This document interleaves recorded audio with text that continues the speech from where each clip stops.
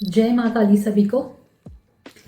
आज मैं आप लोगों के लिए शिवरात्रि स्पेशल लेकर आई हूँ।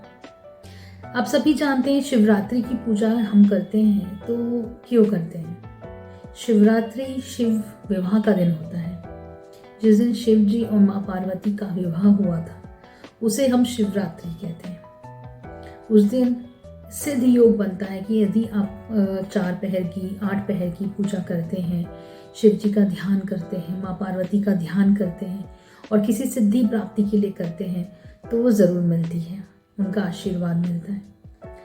लेकिन आज मैं आपके लिए सिद्धि का तरीका तो नहीं कह रही हूँ कि सिद्धि के लिए कुछ लाई हूँ, क्योंकि देखिए जनरली हम एक रूटीन लाइफ में जीते हैं तो हमारी डिमांड्स वो अलग अलग होती हैं। Financially, health, love life, marriage life, बच्चों के लिए हम इस तरीके की चीज़ों की डिमांड रखते हैं।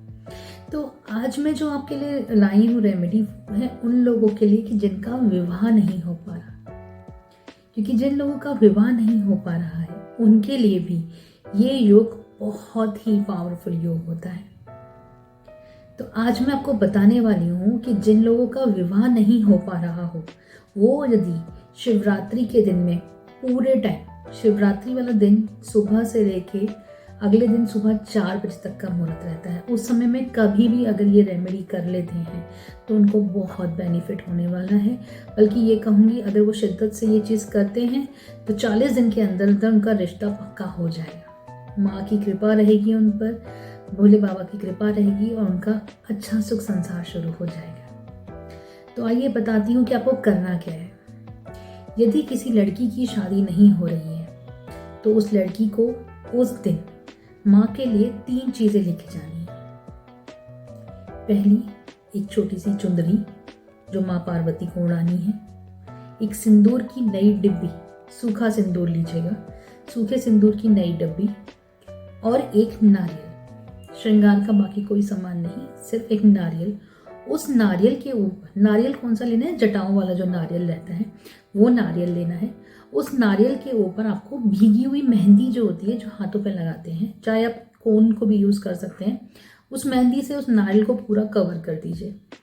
और फिर उसके बाद आम की लकड़ी लीजिए। उस नारियल के ऊपर जो मेहंदी पूरी कवर कर दी गई है तो उस नारियल के ऊपर आम की लकड़ी से आपको अपना नाम, अपनी माता का नाम और अपना गोत्र लिख के माँ पार्वती के चरणों में रखना है। माँ को चुंदरी उड़ानी है, उस सिंदूर से माँ को तिलक करना है और वो सिंदूर वापस घर ले आना है और वो सिंदूर डेली आपको माथे पे तिलक की तरह लगाना है। यदि किसी लड़की की शादी नहीं हो रही है तो उनको ये उपाय करना है।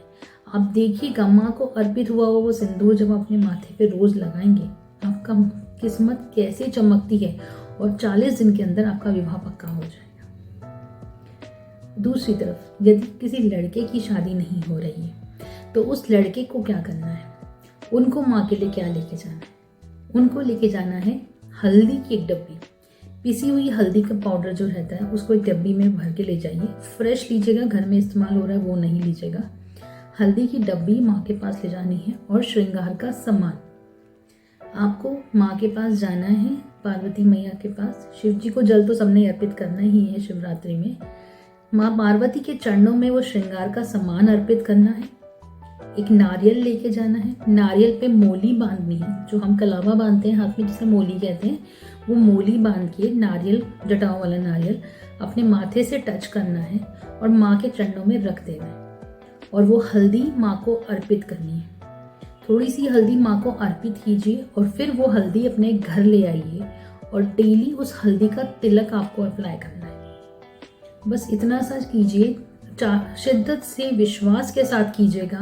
मैं गारंटी देती हूँ आपको कि 40 दिन के अंदर अंदर आपका रिश्ता पक्का हो जाएगा। बस इतना सा कीजिए और माँ पार्वती की और शिव जी की कृपा अपने ऊपर ले लीजिए। तो शिवरात्रि वाले दिन ये उपाय कीजिएगा और अपने ऊपर आशीर्वाद प्राप्त कीजिएगा। शिव परिवार का आशीर्वाद आप सभी पे बना रहे। जय माँ काली। धन्यवाद।